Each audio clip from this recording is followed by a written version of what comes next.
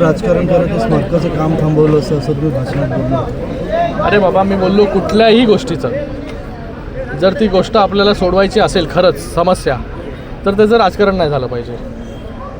राजकारण झालं की ती समस्या कधी सुटत नाही. समस्याचं समाधान जे आहे, प्रत्येक समस्येचं समाधान हे असतंच. जसं हे डॉक्टर बाबासाहेब आंबेडकरांचं स्मारक उदाहरण आहे. लोकांना फक्त पुतळा पाहिजे होता, आज भव्य दिवस स्मारक उभं राहिलं. निधी नव्हता, जागा नव्हता, निधी पण मिळाली, जागा पण मिळाली. दृढ इच्छाशक्ती आणि सरकारचा पाठिंबा याच्यामुळे हा स्मारक जे आहे ते उभं राहिलं. कोणाला उद्देशून हे मी बोललो नाही. फक्त जे आहे कुठल्याही गोष्टीचं जे आहे ते राजकारण झालं नाही पाहिजे. प्रामाणिक प्रयत्न जे आहे हे प्रत्येक कार्यासाठी जर लोकप्रतिनिधींनी केले तर त्याचं राजकारण होत नाही, ती समस्या जी आहे ती सुटते. महापौर कोणाचा बसणार?